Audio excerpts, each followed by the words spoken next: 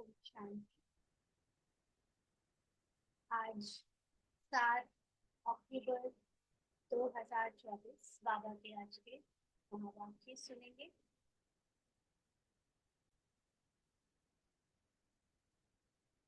तो आज बाबा ने कहा, मीठे बच्चे, बाप आए हैं तुम बच्चों को कुंभी पार नरक से निकालने के लिए।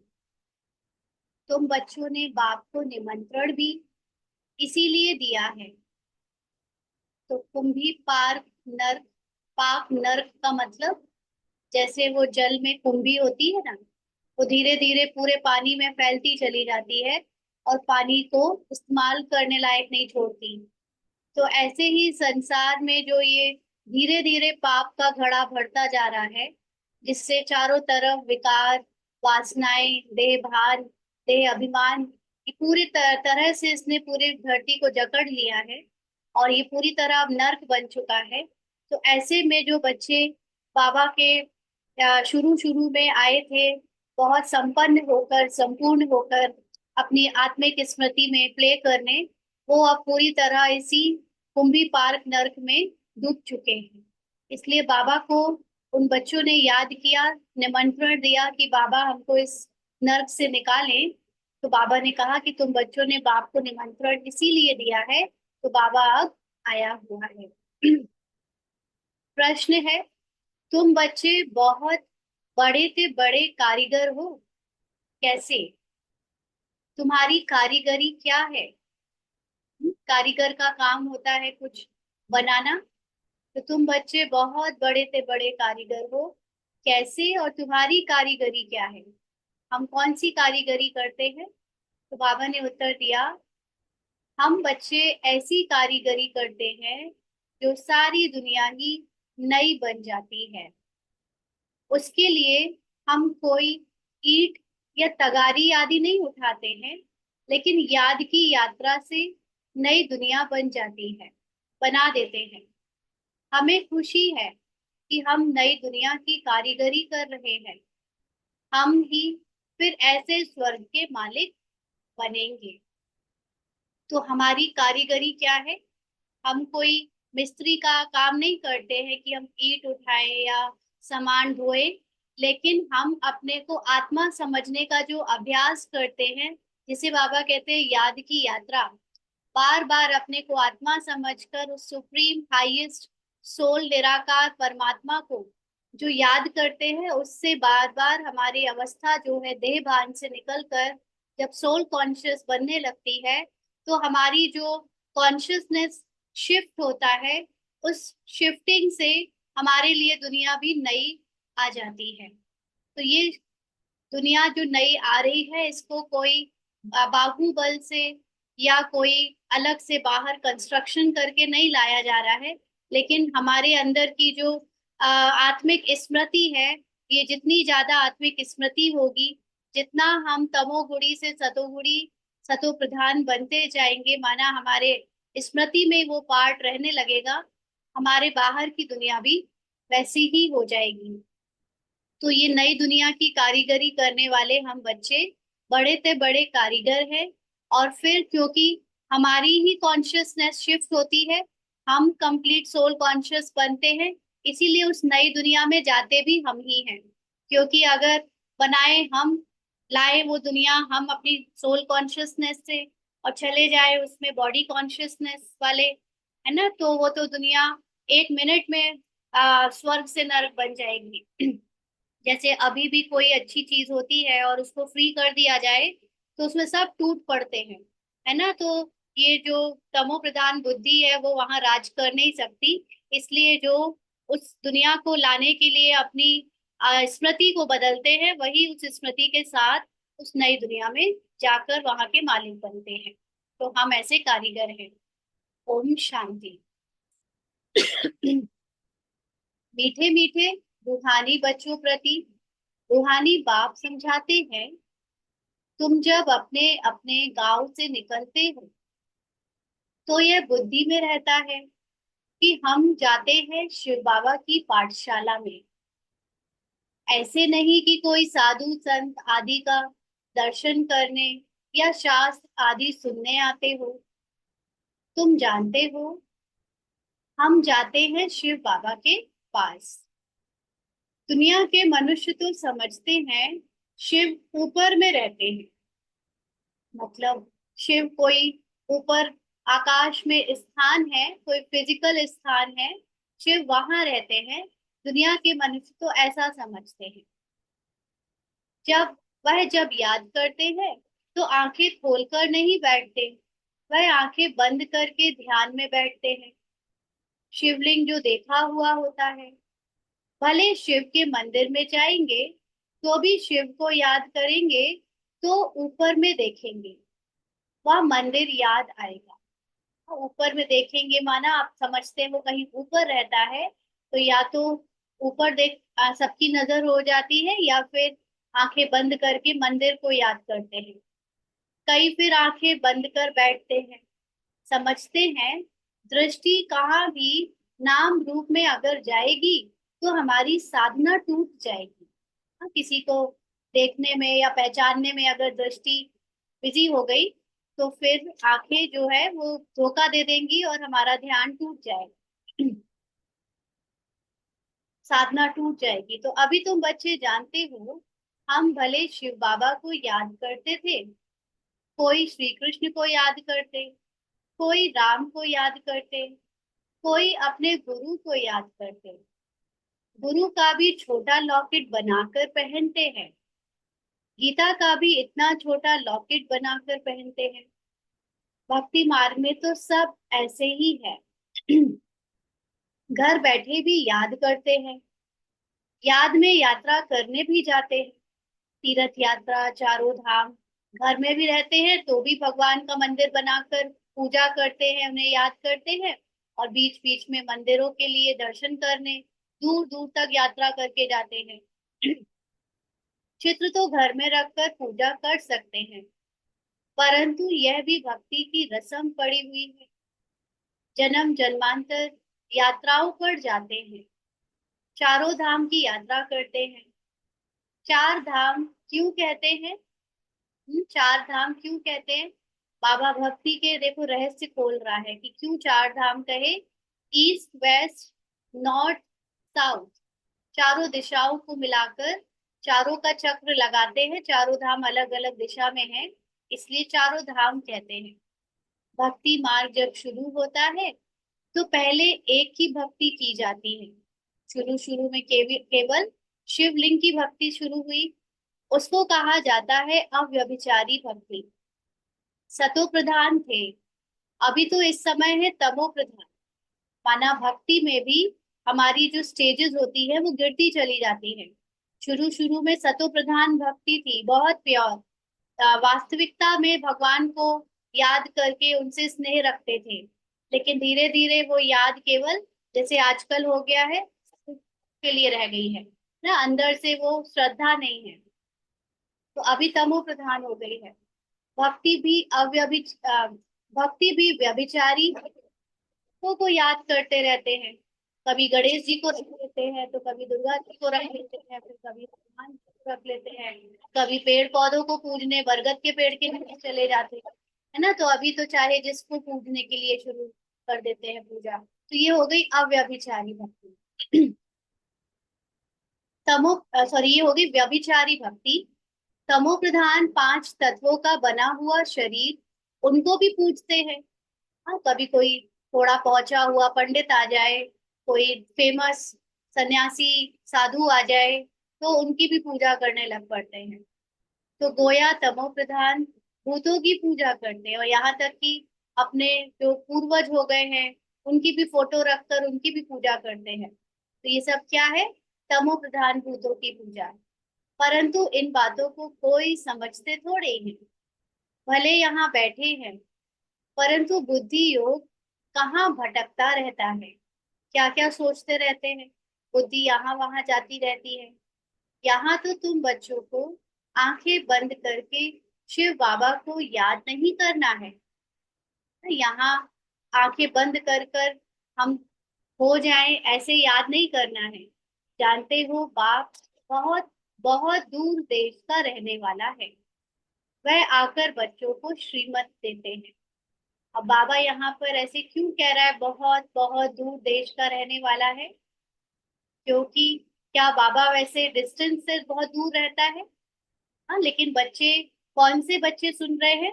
जो गांव से आकर बच्चे बाबा के पास पाठशाला में सुनते हैं। माना देह अभिमान में डूबे हुए बच्चे, अपने को शरीर समझने वाले बच्चे, या पाठ में ब्राह्मण या बीके वाले बच्चे, तो क्योंकि खुद को शरीर समझते हैं, भले ही आत्मा आत्मा कहते रहते हैं, लेकिन कर्मों में तो शरीर की ही पहचान यानी लक्षण दिखते हैं, है ना। कल लक्ष्य और लक्षण पर शाम को चर्चा जब कर रहे थे, तो लक्षण क्या है? अपने को शरीर समझना, और लक्ष्य है अपने को आत्मा समझना। तो दोनों अभी मैच नहीं कर रहे हैं। इसीलिए बाबा पहले आत्मा को शरीर से दूर करने के लिए निराकार परमात्मा का घर, या हम आत्माओं का घर, डिस्टेंस से दिखाता है या बताता है कि वो बहुत दूर रहता है, ताकि हम अपने को इस फिजिकल दुनिया से परे समझ पाए, ताकि हम उस निराकार अवस्था को अनुभव करने के लिए देह की दुनिया से अशरीरी होने का अभ्यास कर पाए। अगर बाबा कहे कि इसी ब्रह्मांड में हम जब अशरीरी होते हैं, मतलब शरीर के बिना होती है आत्मा, निराकार अपने संपन्न स्वरूप में, तो वो परम धाम अपनी परम अवस्था में है। तो बच्चे ऐसे तो कंफ्यूज हो जाए, समझ ही ना पाए। इसलिए बाबा को, जैसे छोटे बच्चों को कोई चीज समझानी होती है ना, तो उसको यथार्थ बिल्कुल वैसे नहीं बताते, थोड़ा सा उसको सरल कर देते हैं, थोड़ा सा तोड़ मरोड़ के बताते हैं कि बच्चे समझ जाएं, अभी जितनी अकल है उसके हिसाब से।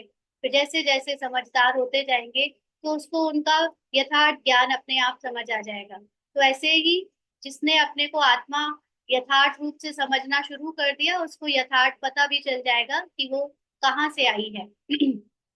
तो अभी बहुत बहुत दूर देश का रहने वाला, मतलब अभी हमारी ये जो संसारी बुद्धि है, वो इस संसार में रहते हुए इस उस निराकारी देश को अपने में अनुभव नहीं कर सकती, इसलिए बहुत दूर उसको अनुभव करना होता है। तो बाबा कहते हैं वह आकर बच्चों को श्रीमत देते हैं। श्रीमत पर चलने से ही श्रेष्ठ देवता बनेंगे। देवताओं की सारी राजधानी स्थापन हो रही है। तुम यहाँ बैठे अपना देवी देवताओं का राज्य स्थापन करते हो। तो श्रीमत क्या है कि अपने को, देह को बुलाकर आत्मा समझो, और आत्मा में भी कैसी आत्मा? निराकार परमात्मा के समान आत्मा समझो, तो श्रेष्ठ देवता बन जाएंगे। और वही देवी देवताओं का राज्य भी हम स्थापन करते हैं। पहले तुमको पता थोड़ी था वह कैसे स्थापन होगा, अभी जानते हो। बाबा हमारा बाप भी है, टीचर बनकर पढ़ाते हैं, और फिर साथ में भी ले जाएंगे, सद्गति करेंगे। माना अभी सिर्फ ये नॉलेज इतनी विस्तार की जो दे रहे हैं, फिर बाबा हमको अपने जैसा निराकार बना भी देगा। साथ में ले जाने का मतलब क्या है? अपने जैसा निराकार बाप समान बनाना, बनाने का मतलब है स्मृति में टिकाना, कि हमारी सत्य अवस्था क्या है। ऐसा थोड़ी ना है कि हम अभी है नहीं निराकार, हमारा असली स्वरूप तो निराकार ही है। लेकिन अगर हम अपने को ये फिजिकल देह समझेंगे, तो फिर आइडेंटिटी में हम पर्सन है, यानी रूपाली है, बीके रूपाली है। लेकिन जब मैं हूँ, मुझे स्मृति है कि मैं आत्मा हूँ, तो मुझे तो अपनी बाप समान स्मृति ही लगेगी ना। लेकिन ये स्मृति बीच बीच में ब्रेक हो जाती है। इसीलिए बाबा हमको कंप्लीटली सोल कॉन्शियस बनाने की ये विस्तार में पढ़ाई कराता है। सद्गति करेंगे। गुरु लोग किसी की सद्गति नहीं करते हैं। सद्गति का मतलब पूरी तरह दुखों से छुड़ा देना। गुरु लोग छुड़ा सकते हैं? आज कोई भी बड़े से बड़े सिद्धि पुरुष के पास जाता भी है, तो एक या दो प्रॉब्लम का थोड़ा बहुत हल निकल आता है, ज्यादा से ज्यादा बस। लेकिन जो दिन ब दिन रोज की कुछ ना कुछ प्रॉब्लम समस्याएं आती हैं, उससे तो फ्री नहीं होता ना। खुद गुरु ही अपने को फ्री नहीं कर सकता, तो दूसरों को क्या करेगा? इसलिए गुरु लोग किसी की सद्गति नहीं करते। यहाँ तुमको समझाया जाता है, यह एक ही बाप टीचर सदगुरु है। बाप से वर्षा मिलता है, सदगुरु पुरानी दुनिया से नई दुनिया में ले जाएंगे। इन सब बातों को बूढ़ी बूढ़ी माताएं तो समझ ना सके।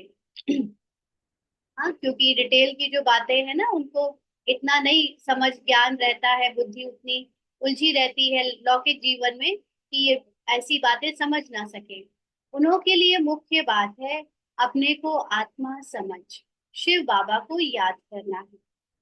हम शिव बाबा के बच्चे हैं, हमको बाबा स्वर्ग का वर्षा देंगे।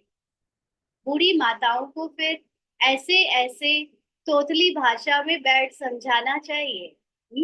जो लोग सेवा करने जाते हैं, तो वो जो बहुत भोली भोली बूढ़ी माताएं होती हैं गांव में, जो पढ़ी लिखी नहीं होती है, तो उनको बड़े प्यार से बहनें समझाती हैं ना, क्योंकि बूढ़ी माताएं भी एक तरह से बच्चे हो जाते हैं।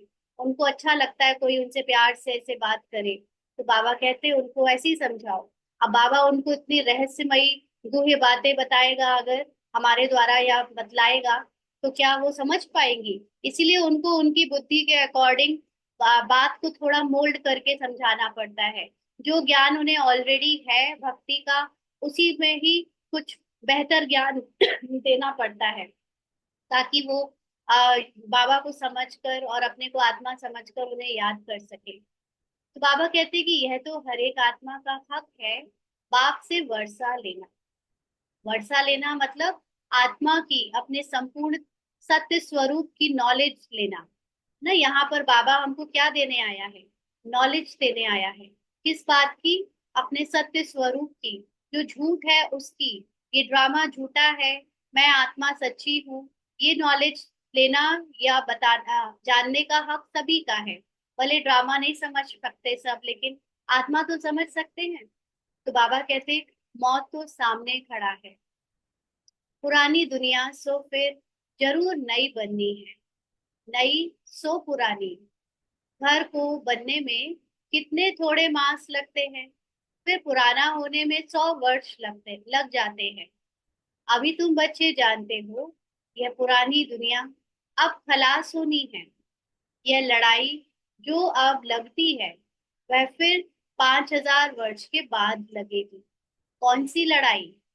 देह अभिमान की, सोल कॉन्शियस आत्म अभिमानी स्थिति से जो लड़ाई है ना। बाहर की लड़ाई तो ये केवल एक स्वरूप है, लेकिन असली लड़ाई तो है soul conscious versus body conscious. तो ये लड़ाई हर 5000 वर्ष के बाद लगेगी। यह सब बातें बुढ़ियाएं तो समझ ना सके, और जैसे जैसे हमारा बॉडी कॉन्शियसनेस खत्म होता जाएगा, बाहर की जो दुनिया है, तमो प्रधान दुनिया, उसमें भी आग लगेगी, उसमें भी जोर पकड़ेगा खत्म होने के लिए। तो जितना जितना बाबा के बच्चे आत्माभिमानी बनेंगे, बॉडी कॉन्शियस छोड़ते जाएंगे, उतना उतना बाहर की दुनिया में भी खत्म खात्मा होना शुरू होता जाएगा। अब ये सब बातें तो बुढ़ियाएं नहीं समझ सकती। यह फिर ब्राह्मणियों का काम है उन्हों को समझाना, हाँ, सरल भाषा में समझाना। उनके लिए तो एक अक्षर ही काफी है कि अपने को आत्मा समझ बाप को याद करो। तुम आत्मा परम धाम में रहने वाली हो, फिर यहाँ शरीर लेकर पाठ बजाती हो।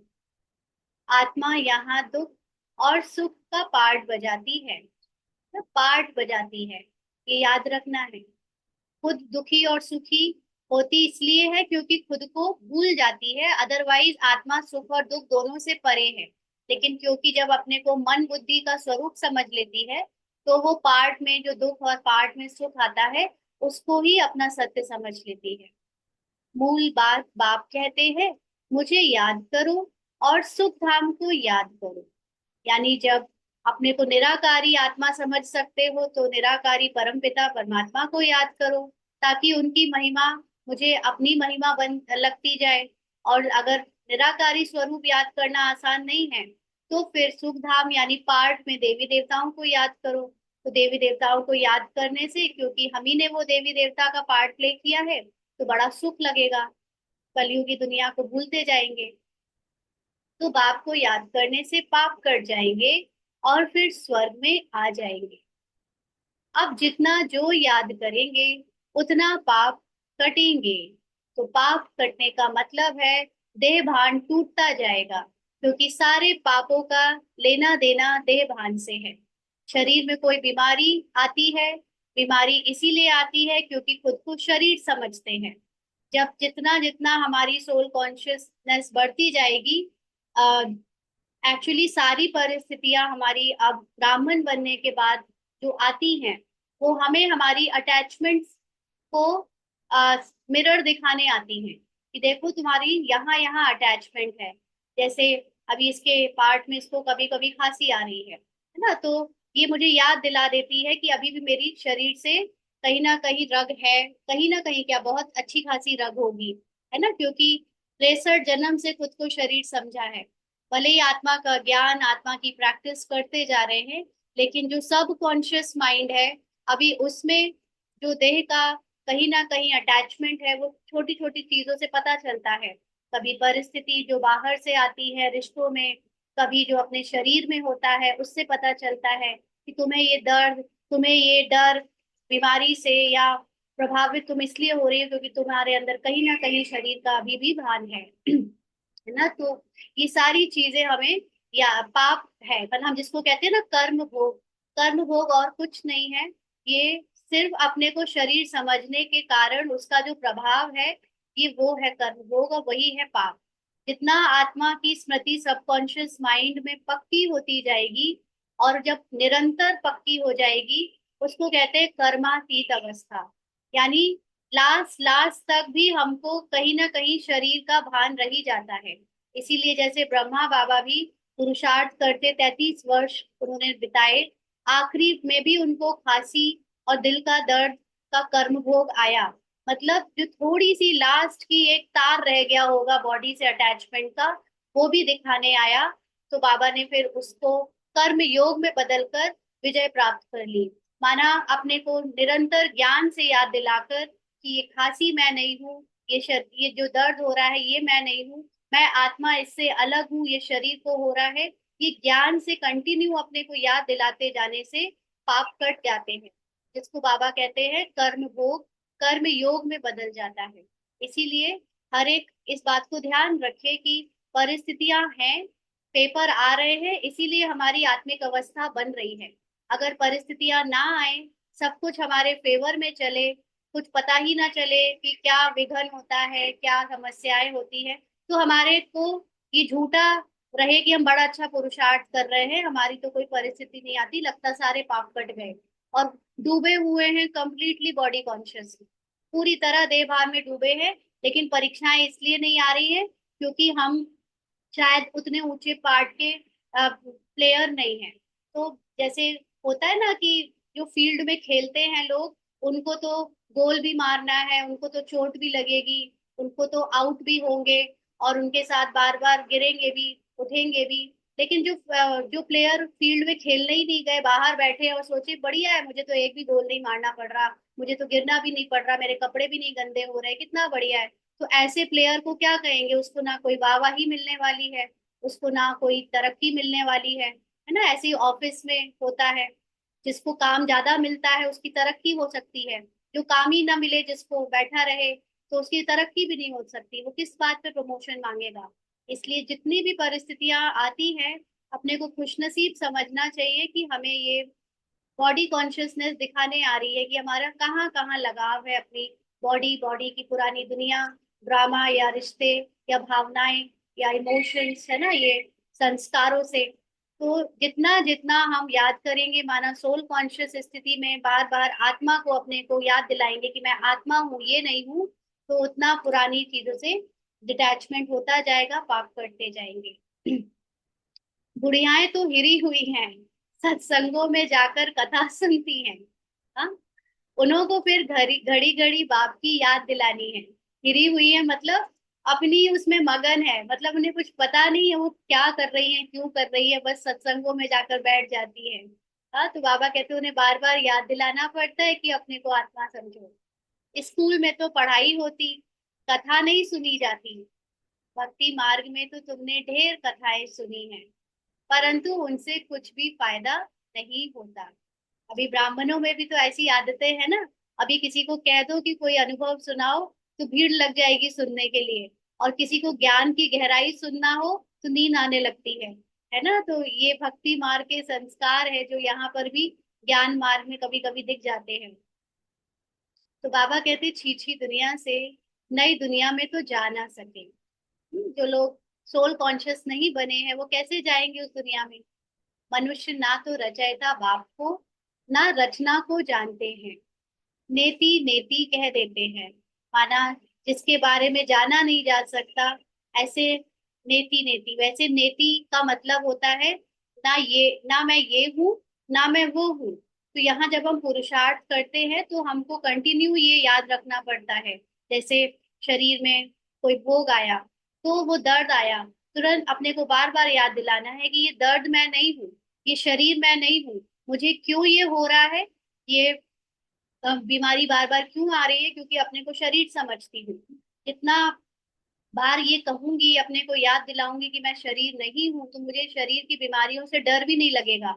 उसको भी जस्ट बाहर की जब कुछ चीजें होती है, उसको जैसे हम फेस कर लेते हैं वैसे बीमारियों को भी फेस कर लेंगे, है ना। तो ना मैं ये हूँ ना मैं वो हूँ, ऐसे कर करके भगवान को जानने की कोशिश करते हैं मनुष्य। लेकिन फिर भी भगवान एग्जैक्टली कौन है वो जान नहीं पाते, तो कह देते हैं नेति नेति। तुम भी आगे नहीं जानते थे, हमको भी नहीं पता था, अभी तुम भक्ति मार्ग को अच्छी रीति जान गए हो। भक्ति मार्ग का मतलब है जो भगवान नहीं है, जो अज्ञानता की बातें हैं, जितनी भी बातें बॉडी कॉन्शियसनेस की हैं, वो अब अच्छी रीति जान गए हो। घर में भी बहुतों के पास मूर्तियां होती हैं, चीज वही होती है। कोई कोई पति लोग भी स्त्री को कहते हैं तुम घर में मूर्ति रख कर बैठ पूजा करो, बाहर धक्का खाने की बाहर धक्का खाने क्यों जाती हो। परंतु उन्हों की भावना रहती है, अभी तुम समझते हो, तीर्थ यात्रा करना माना भक्ति मार्ग के धक्के खाना। अनेक बार तुमने 84 के चक्र काटे, माना कल्प तो अनगिनत बार साइकिल रिपीट हो चुकी है। तो अनेकों बार हम 84 के चक्र माने 84 जन्म ले चुके होंगे। जो फर्स्ट जन्म से आ जाता है वो सब, वो आत्माएं। तो सतयुग त्रेता में तो कोई यात्रा नहीं होती, ना तो वहां शरीर का कोई तीर्थ यात्रा होती है और ना वहां आत्मा की यात्रा होती है कि अपने को आत्मा समझो। दोनों ही यात्रा से फ्री होते हैं। वहां कोई मंदिर आदि होता नहीं। यह यात्राएं आदि सब भक्ति मार्ग में ही होती हैं। ज्ञान मार्ग में यह सब कुछ होता नहीं। फिजिकल धक्के खाना, बार बार यहाँ वहां भटकना, ये ज्ञान मार्ग में नहीं है, क्योंकि ज्ञान का मतलब अपने को आत्मा समझना। तो अपने को आत्मा तो घर बैठकर भी समझा जा सकता है, चलते फिरते बात करते काम करते हर समय अपने को आत्मा समझना है। इसमें कोई मंदिर जाकर आत्मा समझकर बैठेंगे, ऐसी तो कोई बात नहीं है। उनको कहा जाता है भक्ति। ज्ञान देने वाला तो एक के सिवाय दूसरा कोई है नहीं। ज्ञान से ही सद्गति होती है, सद्गति दाता एक ही बाप है। सद्गति का मतलब दुख से छुट्टी। जब हमने जाना कि हम शरीर नहीं आत्मा है, तो हम में से कितने लोगों के इमीडिएटली आधी प्रॉब्लम सॉल्व हो गई, है ना। क्योंकि जब तक शरीर समझते थे तो कंप्लेन दूसरों से थी। आत्मा समझा तो ये जाना कि अपने ही कर्मों का हिसाब किताब है, अपना ही कर्म बंधन है, अपने ही पाप है। यानी जितनी पहचाने हमने खुद को शरीर समझकर बनाई है, उसका ही हम दुख भोग रहे हैं। तो जैसे ही ये पता चला कि हम शरीर है ही नहीं, हम आत्मा है, तो इमीडिएटली एक रिलीफ मिल गया कि हम ये शरीर की पहचानों से मुक्त हो सकते हैं। नहीं तो लगता था कि यही तो जीवन है, शरीर की पहचान से मुक्त होकर और जाएंगे कहाँ। शरीर की अगर पहचान नहीं तो फिर हम और कौन है, हमारा तो कोई अस्तित्व ही नहीं है। लेकिन अब पता चला कि सारी शरीर की पहचानें झूठी हैं ना, ड्रामा में केवल एक एक्ट है जो बदलता रहता है। तो अब ये ज्ञान जानने से हमारी सद्गति हो रही है। शिव बाबा को कोई श्री श्री नहीं कहते, उनको टाइटल की दरकार नहीं। टाइटल तो मनुष्यों को चाहिए होता है ना, अपने पद को दिखाने के लिए। भगवान जिसमें ना कोई अहंकार है, भगवान जिसमें ना कोई अपने को प्रूव करने की बात है, वो स्वयं ही ज्ञान का सागर है। तो जो जितना ज्यादा सच्चा ज्ञानी होता है, उसको भी ये पद पोजीशन की जरूरत नहीं लगती। बाबा तो फिर कंप्लीट नॉलेजफुल है, इसलिए उनको टाइटल की दरकार नहीं। यह तो बढ़ाई करते हैं, उनको कहते ही हैं शिव बाबा। तुम बुलाते हो, शिव बाबा हम पतित बन गए हैं, हमको आकर पावन बनाओ। क्यों कहते थे पतित बन गए हैं? क्योंकि सोचते थे कि सारे पाप शरीर के द्वारा हमने ही किए हैं, यानी हम ही पापी हैं।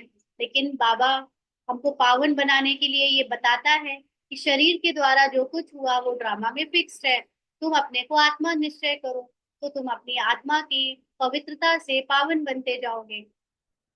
भक्ति मार्ग के दुबन में गले तक फंस पड़े हैं।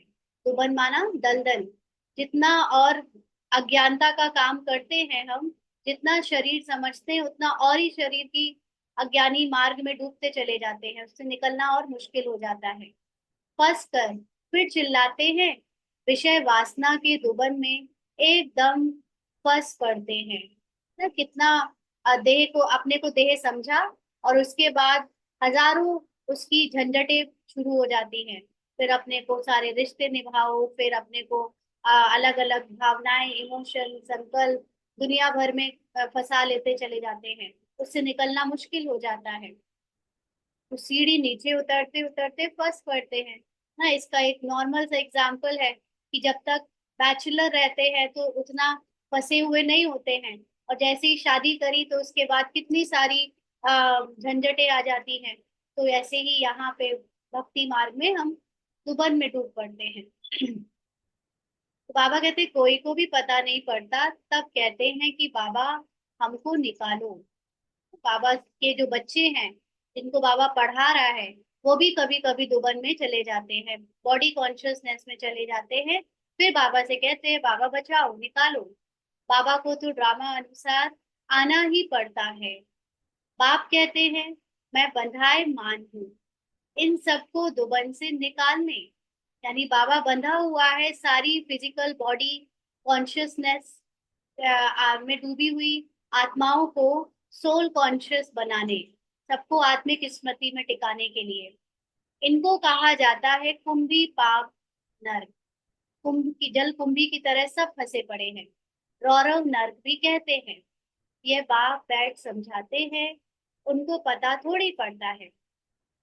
तुम बाप को देखो, निमंत्रण कैसा देते हो। निमंत्रण तो कोई शादी मुरादी आदि पर दिया जाता है। तुम कहते हो हे पतित पावन बाबा, इस पतित दुनिया रावण की पुरानी पुरानी दुनिया में आओ। हम गले तक इसमें फंसे हुए हैं, माना इतनी झंझट से निकलना तो नामुमकिन है। बाबा के जो बच्चे बन गए हैं वो तो फिर भी अब समझ गए हैं कि बाबा निकाल देगा। लेकिन जो बाहर के अनजान लोग हैं, उन्हें तो ये रियलाइज ही नहीं होता कि वो एक तो इतने दलदल में फंसे हैं, और जिन्हें थोड़ा बहुत रियलाइजेशन है भी, तो वो मानते ही नहीं कि वो इससे निकल सकते हैं। ना वो हमेशा यही एक्सक्यूज देते हैं कि इसमें तो फंसे ही रहना पड़ेगा, माया को तो छोड़ ही नहीं सकते हम। तो सिवाय बाप के और तो कोई निकाल ना सके। कहते भी है दूर देश का रहने वाला शिव बाबा, यह रावण का देश है। सबकी आत्मा तमो प्रधान हो गई है, इसीलिए बुलाते भी हैं कि आकर पावन बनाओ। पतित पावन सीताराम ऐसे गाते चिल्लाते हैं। ऐसे नहीं कि वह पवित्र रहते हैं। जो लोग ये गाते हैं पतित पावन सीताराम, वो खुद भी पवित्र नहीं रहते, है ना। पवित्र का मतलब भी नहीं जानते। पवित्र को सिर्फ ब्रह्मचर्य तक ही माना हुआ है। पवित्रता का मतलब होता है अपने को आत्मा समझकर देह की दुनिया से मुक्त रखना, न्यारे रखना। लेकिन ये वाला पुरुषार्थ तो शायद ही कोई वेला कर रहा होगा जो अज्ञानी है ना, तो इसलिए वो खुद पवित्र नहीं रहते। यह दुनिया ही पतित है, रावण राज्य है, इनमें तुम फंस पड़े हो। फिर यह निमंत्रण दिया है, बाबा आकर हमको कुंभी पाक नर्क से निकालो। तो बाप आए हैं, कितना तुम्हारा ओबीडियंट सर्वेंट हूँ। ड्रामा में अपार दुख तुम बच्चों ने देखे हैं। टाइम पास होता जाता है, जैसे जैसे समय बीतता जाता है, सतयुग द्वापर कलयुग, तो फिर दुख भी अपने आप तो ड्रामा अनुसार बढ़ता जाता है, क्योंकि बॉडी कॉन्शियसनेस बढ़ती जाती है। हमने सब कुछ देखा है। ना आत्मा ने सुख का पार्ट बजाते हुए भी देखा है तो दुख का पार्ट बजाते हुए भी देखा है।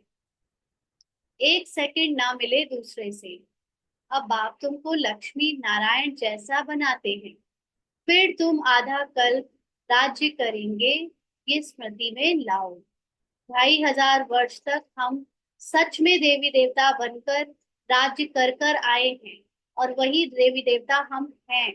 इसको पक्का निश्चय के साथ स्मृति में लाओ। अभी टाइम बहुत थोड़ा है, मौत शुरू हो जाएगा तो मनुष्य वायरे हो जाएंगे, माना मूंझ जाएंगे। थोड़े समय में क्या हो जाएगा, यानी जब होल सेल में आत्माएं शरीर छोड़ने लगेंगी तो जो दूसरे मनुष्य है सब में डर आना शुरू हो जाएगा, क्योंकि खुद को शरीर समझते हैं।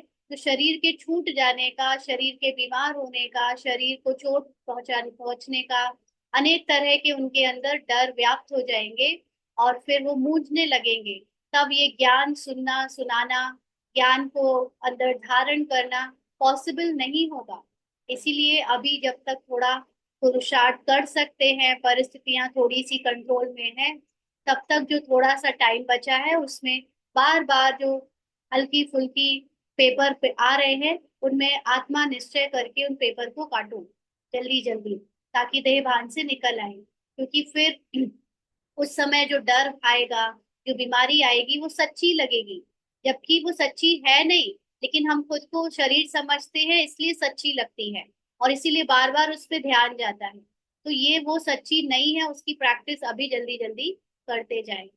कई तो ठका सुनकर भी हार्ट फेल हो जाएंगे ना, कोई चीख सुनकर किसी का हार्ट फेल हो जाता है, किसी का बंदूक की आवाज सुनकर, बॉम्ब की आवाज सुनकर हार्ट फेल हो जाए। अभी दिवाली आती है, उसमें भी कितने सारा जो धमाका होता है उस वो भी अच्छा नहीं लगता। तो बाबा कहते मरेंगे ऐसे जो बात मत पूछो। और सुन सुनकर ही यहाँ वहां की खबरें ऐसे शरीर छोड़ देंगे। देखो ढेर बूढ़ी माताएं आई हैं, आज बाबा माताओं को बार बार देख रहा है। माताओं का पार्ट प्ले करने वाली आत्माएं, माताएं मतलब याद रखना है हमेशा सोल कॉन्शियस स्टेज से सुने। तो जो माताओं का, बूढ़ी माताओं का जो उतना समझ नहीं सकती हैं, ऐसी माताओं का जो पार्ट प्ले करने वाली आत्माएं आई हैं, बाबा उनके पार्ट से देखकर उनको समझाने की कोशिश कर रहा है। बेचारी कुछ भी समझ ना सके, उनके पार्ट में ऐसे ही है। तो जैसे तीर्थों पर जाते हैं ना, तो एक दो को देख तैयार हो पड़ते हैं, हम भी चलते हैं। अभी तुम जानते हो, भक्ति मार्ग के तीर्थ यात्रा का अर्थ ही है नीचे उतरना, तमो प्रधान बनना। नीचे उतरना माना और भी ज्यादा अज्ञानता में डूबते जाना। बड़े से बड़े बड़ी यात्रा तुम्हारी ये है, जो तुम पतित दुनिया से पावन दुनिया में जाते हो। तो इन बच्चियों को कुछ तो शिव बाबा की याद दिलाते रहो। शिव बाबा का नाम याद है, थोड़ा बहुत सुनती हैं तो स्वर्ग में आ जाएंगी। अब बाबा बच्चियां किसको कह रहा है, बूढ़ी माताओं को। बाबा के लिए तो वो भी बच्चे ही है ना, तो उनको ज्यादा ज्ञान नहीं याद रहता, अपनी लौकिक दुनिया में इतना डूब जाती हैं, भले यहाँ वहां तब भी भटकती रहती हैं।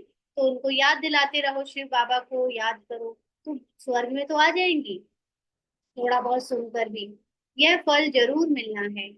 बाकी पद तो है पढ़ाई से, यानी जो पढ़ाई और ज्ञान को यथार्थ रूप से समझकर धारण करेगा उससे ऊंचा पद मिलेगा। उसमें बहुत फर्क पड़ जाता है, ऊंच से ऊंच, फिर कम से कम, रात दिन का फर्क पड़ जाता है। कहाँ प्राइम मिनिस्टर और कहाँ नौकर चाकर।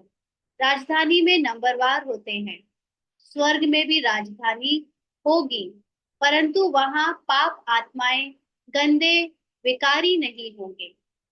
वह है ही निर्विकारी दुनिया।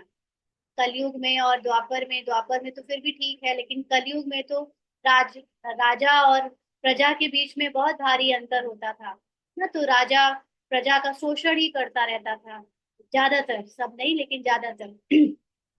तो इसलिए वहां पर जो सतयुग है वहां निर्विकारी होंगे, वहां राजा भी कंप्लीट सोल कॉन्शियस, प्रजा भी कंप्लीट सोल कॉन्शियस। तो आपस में कोई विकार की बात नहीं, कोई किसी के स्वार्थ की बात नहीं, कोई शोषण की बात नहीं। तुम कहेंगे हम यह लक्ष्मी नारायण जरूर बनेंगे। तुमको हाथ उठाते देखकर बुढ़िया आदि भी सब हाथ उठा देंगी। समझती कुछ नहीं है, फिर भी बाप के पास आई हैं। तो स्वर्ग में तो जाएंगी, परंतु सब ऐसे थोड़ी बनेंगी ना। लोगों को तो बस स्वर्ग जाने का ही एक वो रहता है इंटरेस्ट। क्योंकि भक्ति मार्ग में भी लोग स्वर्ग जाने के लिए कहीं चारों धाम जा रहे हैं, कहीं तीर्थ जा रहे हैं, कहीं भागवत करा रहे हैं, कहीं सब कुछ दान पुण्य कर रहे हैं, गौ दान कर रहे हैं। तो ये स्वर्ग के जाने के लालच में ही तो करते हैं भक्ति में भी। लेकिन भक्ति में तो कोई स्वर्ग नहीं जा सकता, क्योंकि शिव बाबा को जानते नहीं। तो जो शिव बाबा को जानेगा, अपने को आत्मा जानेगा, वही स्वर्ग में जा सकेगा। तो बाबा इसलिए कहता है कि उनको ये थोड़ा थोड़ा भी बताते जाओ, तो आ तो जाएंगी कम से कम स्वर्ग में, प्रजा भी बनेंगी। बाप कहते हैं मैं गरीब निवाज हूँ, तो बाबा गरीबों को देख खुश होते हैं। गरीबों को मतलब जो अपने गुणों से, जो अपनी सत्य आइडेंटिटी से पूरी तरह भटक चुके हैं ना। भटके तो सभी हैं, लेकिन अभी पार्ट में अनेक आत्माएं ऐसी भी हैं जो अपने को सुखी समझ रही हैं, जो कोई भी कारण से, चाहे धन के कारण से, चाहे रिश्तों के कारण से, अभी भी उनको बाहर की दुनिया में ही सुख मिल रहा है।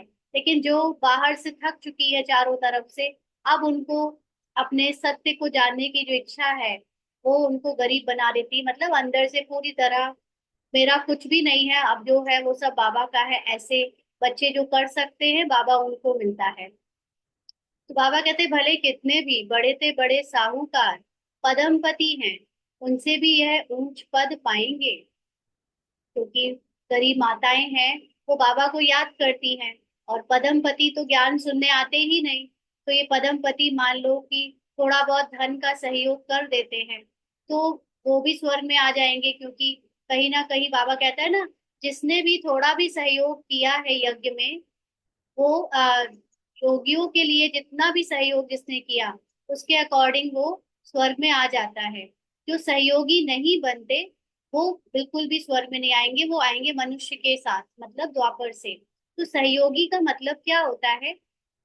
स है प्लस योगी, यानी जिन्होंने योगी बनने के लिए कोई भी सहयोग दिया है किसी को। जो लोग योगी बन रहे हैं, जो लोग अपने को आत्मा अनुभव करने के लिए पढ़ाई कर रहे हैं, या यज्ञ में जो भी चल रहा है कारोबार, उसमें अगर किसी ने धन का भी सहयोग किया, यहाँ तक कि जो विरोधी होते हैं ना बाबा के बच्चों के, वो भी सहयोगी हैं। क्यों? क्योंकि उनके विरोध करने से ही हम योगी बन रहे हैं। उनके विरोध से, उनके हमारे प्रति जो भी पेपर है वो ले रहे हैं, उससे हमारी आत्मिक अवस्था और बढ़ती जा रही है। तो वो भी सहयोगी में ही काउंट होते हैं। लेकिन जिनका कोई दूर दूर तक मतलब ही नहीं है, वो द्वापर से आएंगे। तो बाबा कहते हैं कि वो जो साहूकार अभी पद्मपति हैं, उनसे भी वो माताएं उच्च पद पाएंगी 21 जन्मों के लिए। यह भी अच्छा है। चलो अभी 1 मिनट के लिए सभी अशरीरी हो जाएं और अपने को आत्मा निश्चय करके बाबा की याद में टिकें।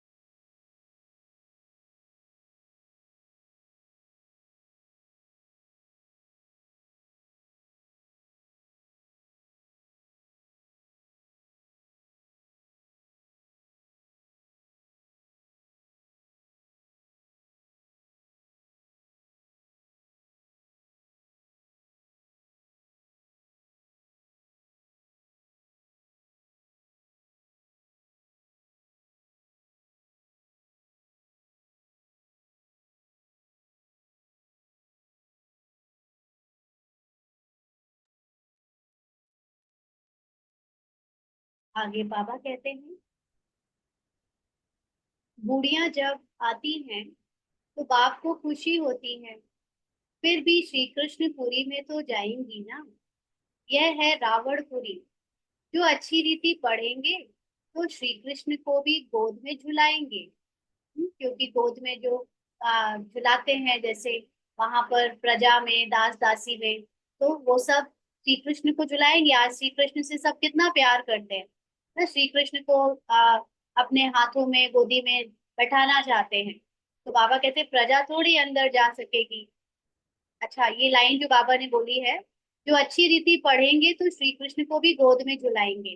माना जो पढ़ाई में कुछ पद पा लेगा, जो प्रजा से ऊपर उठकर राजधानी के राज परिवार में कुछ भी करने आएगा, तो वो श्री कृष्ण को गोद में उठा पाएगा। बाकी जो बाहर रह जाएंगे, ज्ञान को अच्छे से समझ नहीं पाएंगे, वो प्रजा थोड़ी अंदर आ सकेगी। मैं तो कभी कभी करके दीदार करेगी, कभी कभी देख पाएगी। जैसे पोप दीदार कराते हैं खिड़की से, लाखों आकर इकट्ठे होते हैं दर्शन करने, परंतु उनका हम क्या दीदार करेंगे ना। हमें पोप का दीदार नहीं करना है। एवर पावन तो एक ही बाप है, जो तुमको आकर पावन बनाते हैं, सारे विश्व को सतो प्रधान बनाते हैं। वहां ये पांच भूत रहेंगे नहीं, क्योंकि शरीर का भान नहीं रहेगा तो शरीर के द्वारा जो भूत मिले हैं वो भी नहीं रहेंगे। पांच तत्व भी सतो प्रधान बन जाते हैं, तुम्हारे गुलाम बन जाते हैं ना। क्योंकि ये सारे तत्व हमसे ही प्रभावित होते हैं। जैसी हमारी वृत्ति, दृष्टि, वैसे ही सृष्टि। तो हम अपनी वृत्ति को अभी बदल रहे हैं, इसीलिए सृष्टि भी बदल जाती है। कभी भी ऐसी गर्मी नहीं होगी जो नुकसान हो जाए। पांच तत्व भी कायदे अनुसार चलते हैं, अकाले मृत्यु नहीं होती। अभी तुम स्वर्ग में चलते हो तो नर्क से बुद्धि योग निकाल लेना चाहिए। जैसे नया मकान बनाते हैं तो पुराने से बुद्धि हट जाती है। तो हम अभी सतयुग जा रहे हैं, इसलिए कलयुग की हर चीज से बुद्धि निकाल देनी चाहिए। कलयुग में जो गर्मी सर्दी भी अनुभव होती है, कलयुग में जो भी हमको इमोशंस फील होते हैं, उससे भी बुद्धि अपनी हटाती रहनी चाहिए। इसीलिए कलयुग में अब जितना भी पार्ट प्ले करते समय, जब जब हमको कंफर्टेबल नहीं लगता है, तो तुरंत समझ जाना चाहिए कि ये चीज हमको अपनी, हमारी बुद्धि को खींचने के लिए सामने आकर याद दिला रही है कि तुम इस समय सोल कॉन्शियस नहीं हो ना। चाहे गर्मी लगे चाहे सर्दी लगे, इसमें भी हमारी बुद्धि बार बार चली जाती है। तो ये सिर्फ माया का एक रूप है जो रियल में एग्जिस्ट नहीं करता, लेकिन हमें बॉडी कॉन्शियसनेस होने के कारण वो याद दिला देता है कि देखो तुम्हें अभी ये फील हो रहा है। आत्मा के अनुभव में टिकने वालों को इसीलिए तो ठंडी गर्मी फील नहीं होती। जो बहुत ऊंचे सन्यासी हिमालय में जाकर केवल एक धोती पहनकर रहते हैं, तो देखो सर्दी फील नहीं होती, प्रकृति जीत लेते हैं, क्योंकि वो आत्मा के अनुभव में टिकने का अच्छे खासे अभ्यासी हो जाते हैं। तो हमको यहाँ पर भी जो जो जब जब फील हो उससे बुद्धि को निकालते जाना है। तो बाबा कहते हैं इसलिए पुराने से बुद्धि हट जाती है, बुद्धि नए में चली जाती है। यह फिर है बेहद की बात। नई दुनिया की स्थापना हो रही है, पुरानी का विनाश होना है। तुम हो नई दुनिया स्वर्ग बनाने वाले। कैसे बनाएंगे? अपनी वृत्ति से। जितना जितना हम वृत्ति यानी स्मृति में, अपनी रिमेम्बरेंस में स्वर्ग की दुनिया को रखेंगे, याद करेंगे, उतना जल्दी जल्दी बाहर भी और अपने अंदर भी परिवर्तन होना शुरू हो जाएगा। तो बहुत अच्छे कारीगर हो। कारीगर ऐसे नहीं कि कोई छेनी लेकर ठोक रहे हैं, लेकिन अपनी स्मृति से ही हम एक नई सृष्टि रच देते हैं, अपने लिए स्वर्ग बना रहे हो। कितने बड़े अच्छे कारीगर हो। याद की यात्रा से नई दुनिया स्वर्ग बनाते हो। थोड़ा भी याद करो तो स्वर्ग में आ जाएंगे। तुम गुप्त वेश में अपना स्वर्ग बना रहे हो, अपना स्वर्ग बना रहे हो, है ना। सब उस स्वर्ग में नहीं जाते। तो जानते हो हम इस शरीर को छोड़ फिर जाकर स्वर्ग में निवास करेंगे। तो यहाँ पर जब हम बाबा कहते हैं ना अपना स्वर्ग बना रहे हो, तो इसमें भी एक गहरी बात ये है कि जो जितना ज्यादा स्वर्ग और निराकारी स्थिति में उसकी स्मृति में रहेगा, उसके लिए उतना ही स्वर्ग होगा। जैसे अगर कोई प्रजा का रोल प्ले करने वाला है, तो उसको स्वर्ग उतना ही लगेगा जितना उसका पद है, और जिसका ऊंचा पद है उसकी सोल कॉन्शियस स्टेट जितनी ज्यादा है, उसके लिए स्वर्ग की जो प्रारब्ध है वो उतनी ज्यादा बनेगी। तो सब अपना अपना स्वर्ग खुद बना रहे हैं, किसको कितना स्वर्ग चाहिए। कोई केवल 2 जन्म के लिए स्वर्ग में रहेगा, कोई पूरे 8 जन्म स्वर्ग में रहेगा, कोई, है ना, ऐसे अलग अलग सबका अपना अपना स्वर्ग बन रहा है। जानते हो हम इस शरीर को छोड़ फिर जाकर स्वर्ग में निवास करेंगे, तो ऐसे बेहद के बाप को भूलना नहीं चाहिए। अभी तुम स्वर्ग में जाने के लिए पढ़ रहे हो, अपनी राजधानी स्थापन करने के लिए पुरुषार्थ कर रहे हो। यह रावण की राजधानी खलास हो जानी है। तो एक है रावण की राजधानी, और एक है अपनी माना आत्मा की राजधानी। तो रावण की राजधानी में हमको ये शरीर के पहचाने, शरीर के दुख और जो कर्म भोग है ये सब कुछ मिला। लेकिन आत्मा की राजधानी में हमको जो प्रारब्ध के रूप में सुख सुविधा, साधन, संपत्ति और जो भी आत्मिक अवस्था में मिल सकता है वो मिलेगा। तो अंदर में कितनी खुशी होनी चाहिए। हमने यह स्वर्ग तो अनेक बार बनाया है, राजाई ली फिर गवाई है। यह भी याद करो तो बहुत अच्छा। हम स्वर्ग के मालिक थे, बाप ने हमको ऐसा बनाया था। बाप को याद करो तो तुम्हारे पाप भस्म होंगे। कितना सहज रीति तुम स्वर्ग की स्थापना कर रहे हो। न पाप भस्म होना मतलब कंप्लीटली बॉडी कॉन्शियस से मुक्त होते जाना और कर्मातीत स्थिति को पा लेना। तो इससे कर्मातीत जितने, क्योंकि होना तो सभी को है कर्मातीत, सारी आत्माएं कर्मातीत होती हैं, लेकिन जो बाबा को याद करके अपनी सोल कॉन्शियस स्टेज में टिक कर कर्मातीत होता है, उसकी प्रारब्ध उतनी बड़ी बन जाती है। तो बाबा कहते पुरानी दुनिया के विनाश के लिए कितनी चीजें निकलती रहती हैं, कुदरती आपदाएं, मूसल यानी मिसाइल्स आदि द्वारा सारी पुरानी दुनिया खत्म होगी। अब बाप आए हैं तुमको श्रेष्ठ मत देने, श्रेष्ठ स्वर्ग की स्थापना करने। अनेक बार तुमने यह स्थापना की है, तो बुद्धि में याद रखना चाहिए। अनेक बार राज्य लिया फिर गवाया है, यह बुद्धि में चलता रहे। और एक दो को भी यह बातें सुनाओ ना, क्योंकि अभी हम ड्रामा में डूबे हुए हैं, पहचान में शरीर को समझते हैं कि यही सत्य है, इसीलिए अभी हमें विनाश से डर लगता है। ये जो बाहर बीमारी, नेचुरल कैलामिटी, युद्ध की बातें हैं, इन सब से डर लगता है। लेकिन जैसे जैसे मैं अशरीरी होने का अभ्यास बढ़ाती जाऊं, मेरी जो अवस्था है वो उपराम रहने लगे, तो मुझे ये सारी चीजें ऐसी लगेंगी जैसे एक मूवी चल रही है। मूवी में सब कुछ देख रहे हैं और मूवी में विनाश हो रहा है, उसका विनाश, उसकी हर क्रिटिकल बातें, चाहे अच्छी है चाहे बुरी, दोनों में मैं अपने को उपराम रखूं, यानी केवल साक्षी होकर देख पाऊंगी। क्योंकि अनेकों बार हमने ये सीन देखे हैं, अनेकों बार ये सब कुछ फेस किया है। तो अपने बुद्धि में हमेशा चलता रहे, दुनियावी बातों में समय नहीं गंवाना चाहिए। दुनियावी बातें माना मूवी में जो सीन चल रहे हैं, वो सीन से क्या करना, वो तो बनी बनाई स्क्रिप्ट है, रिकॉर्डिंग हो चुकी है, अपने आप प्ले होता जा रहा है। और उसमें हमें अपनी बुद्धि क्यों डालनी है, क्योंकि जितनी बुद्धि डालेंगे उतना और डूबेंगे। हमें तो उससे बाहर निकलना है ना। तो इसीलिए बाहर, जैसे कल शाम की क्लास में किया ना, संजय बनकर बाहर से मूवी को देखो, अपनी दिव्य दृष्टि से केवल इस ड्रामा को होते हुए देखो। दुनियावी बातों में समय नहीं गंवाना है। बाप को याद करो, स्वदर्शन चक्रधारी बनो। माना अगर मैं अर्जुन बनकर भी पार्ट प्ले कर रही हूँ ज्ञान युक्त होकर, तो स्वदर्शन चक्र चलाऊं, माना अपना पार्ट देखूं कि हर परिस्थिति में मुझे कहाँ कहाँ बॉडी कॉन्शियसनेस है। क्योंकि हर एक परिस्थिति सुबह से रात तक हमको ये दिखा रही है कि देखो तुम यहाँ पर शरीर समझते हो, अपने को यहाँ पर शरीर समझते हो। तो वहां से अपनी स्मृति को चेंज करके आत्माभिमानी बनाना है। यहाँ बच्चों को अच्छी रीति सुनकर फिर बहुत उगारना है। उगारना मतलब उसका चिंतन करते रहना है, सिमरण करना है। बाबा ने क्या सुनाया, शिव बाबा और वर्षे को तो जरूर याद करना चाहिए। बाप हथेली पर बहिष्ठ ले आए हैं। बहिष्ठ का मतलब स्वर्ग ले आए हैं। ज्ञान में से हमको स्वर्ग की भासना करा रहे हैं, स्वर्ग ले जाने के लिए हमको पवित्र बनाने आए हैं। पवित्र भी बनना है। पवित्र नहीं बनेंगे तो सजा खानी पड़ेगी।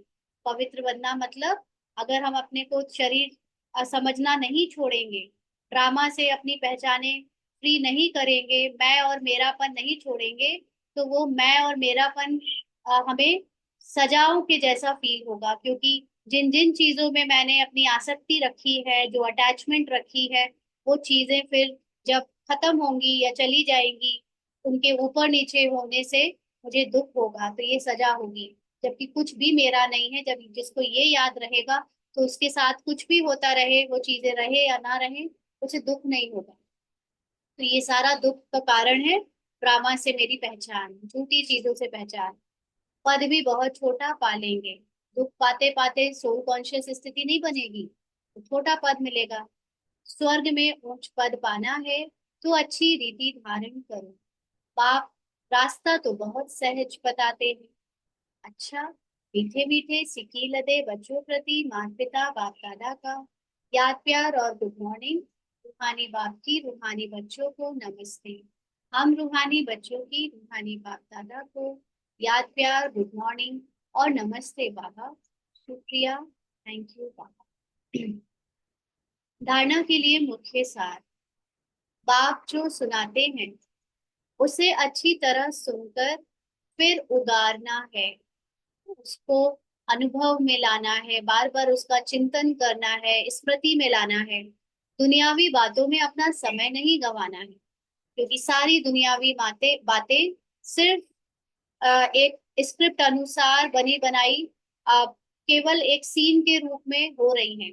चार लोग बात कर रहे हैं, कहीं कोई दुर्घटना हो रही है, कहीं कुछ हो रहा है, ये जस्ट एक साइड सीन है ना, मूवी चल रही है। उसको वैसे देखकर सीरियस लेकर उसके बारे में बात करना मतलब अपने को उपराम करने में डिले करना।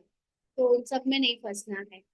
बाप की याद में आंखें बंद करके नहीं बैठना है। श्री कृष्ण की राजधानी में आने के लिए पढ़ाई अच्छी रीति पढ़नी है। तो बाप की याद में आंखें बंद करके नहीं बैठना माना सिर्फ ये नहीं सोचना है कि मुझे बैठकर ही बाबा को याद करना है। क्योंकि अगर सिर्फ बैठकर आप बाबा को आंखें बंद करके याद करेंगे तो वो कुछ लिमिटेड टाइम के लिए ही कर पाएंगे, और साथ साथ उसमें झूठी जो नींद का प्रकोप है, झूठी मतलब नींद से जो झूठी शांति मिलती है, उसको अनुभव करके सोचेंगे कि बहुत अच्छा योग लग गया। और आंखें बंद करने से क्या होता है कि और भी ज्यादा सीन बुद्धि में हावी हो जाते हैं।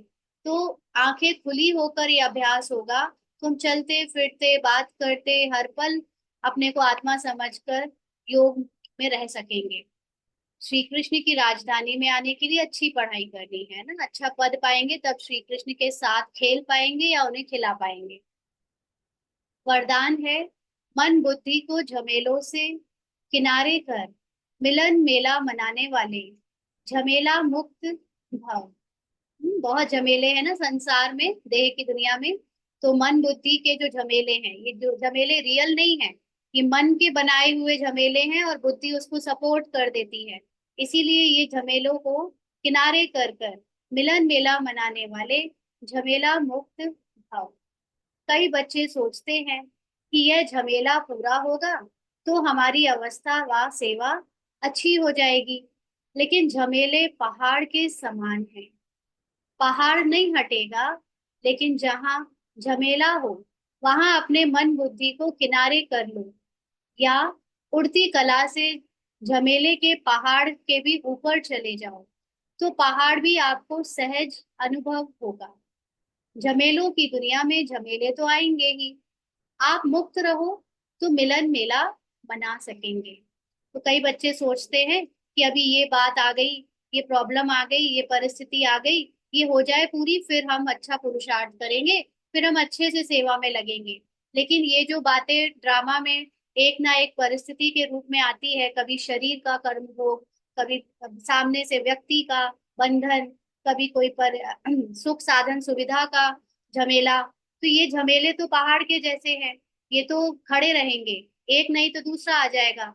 लेकिन जो आत्माएं अपने को आत्मा स्थित करके मन और बुद्धि के ये जो झमेले हैं उनसे अपना इंटरेस्ट हटा लें, मन में बातें आएंगी, अब ये करना है, अब वो करना है, बुद्धि बार बार वो चीज याद करेगी कि इसको कैसे किया होता, या वो सीन बार बार दिखाएगी। लेकिन हम या तो इंटरेस्ट हटा दें, माना चैनल में सारे चैनल आ रहे हैं कुछ ना कुछ सीन के, लेकिन हम केवल वही चैनल लगाएं जिसमें हमारा इंटरेस्ट है, और हमारा इंटरेस्ट है अपने को आत्मा समझने में। बाकी शरीर की जो भी बातें दिख रही हैं, याद आ रही हैं, उनमें मेरा कोई इंटरेस्ट नहीं है। तो या तो ऐसे किनारा कर लूं, या उनको देखते हुए भी उनके ऊपर उड़ जाओ, उस आसमान की तरह जिसके नीचे बादल रह जाते हैं, मन बुद्धि के बादल, यानी अलग अलग समस्याएं, झमेले, और मैं उसके ऊपर आसमान, है ना, उड़ गई, मतलब मैं उनसे भी ऊपर हूँ, अपने शांत स्वरूप में स्थित हूँ।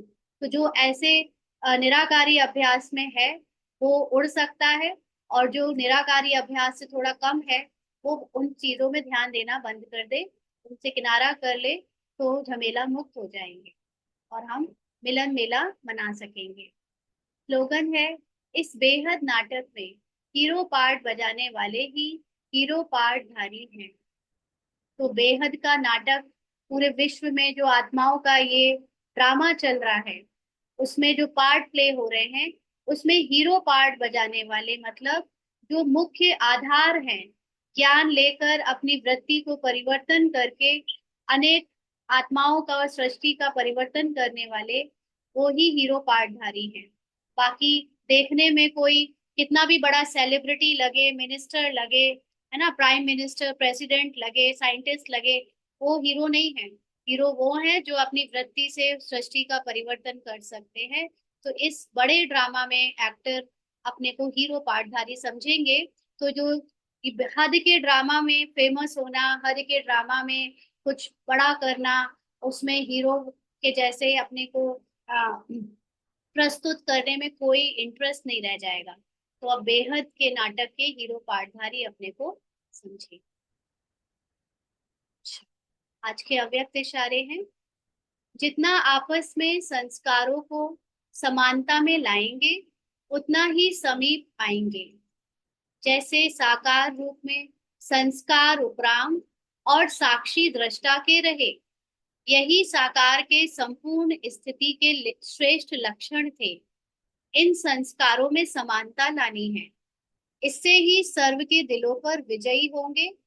और जो संगम पर सर्व के दिलों पर विजयी बनता है, वही भविष्य में विश्व महाराजन बनता है। तो जब हम आत्माभिमानी स्टेज का अभ्यास करते हैं, तो हमें बहुत इजीली दूसरों के संस्कार स्वीकार हो जाते हैं।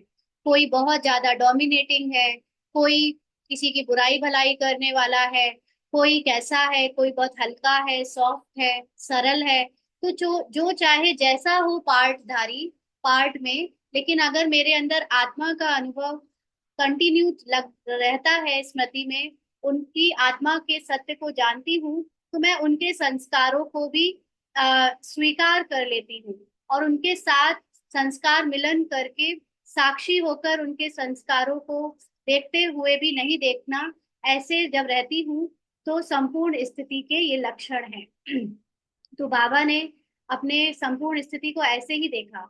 यज्ञ में वैरायटी आत्माएं थी, कोई कैसी कोई कैसी, लेकिन बाबा ने सबके पार्ट को जो है अलग देखकर, अलग न्यारे होकर उनकी आत्मा को देखा, और सबको साथ मिलकर चलाया, सबके साथ रहे, किसी से किनारा नहीं किया। तो ऐसे संस्कारों की समानता लानी है, हर तरह के, चाहे अपने से एकदम विरोधी संस्कार वाले भी हैं तो भी उनको आत्मा समझ उनके साथ मिलाकर चलना है। तो ऐसे जो दिल, सबके दिल पर विजयी बन जाते हैं, जो किसी के परिवर्तन होने की कामना ना करे। मान लीजिए कोई बहुत विरोधी है, कोई बहुत गलत है, कि स्वभाव से दिखता है गलत, लेकिन अगर हम उसको उसके स्वभाव को बदलने की इच्छा ना रखें, उसके वैसे ही स्वभाव के साथ खुद को एडजस्ट कर लें, तो हम उसके दिल पर भी विजयी बन जाते हैं। तो ऐसे जो सबके दिल पर विजयी बनता है, वही विश्व महाराजन भविष्य में बनता है। अच्छा, ओम शांति।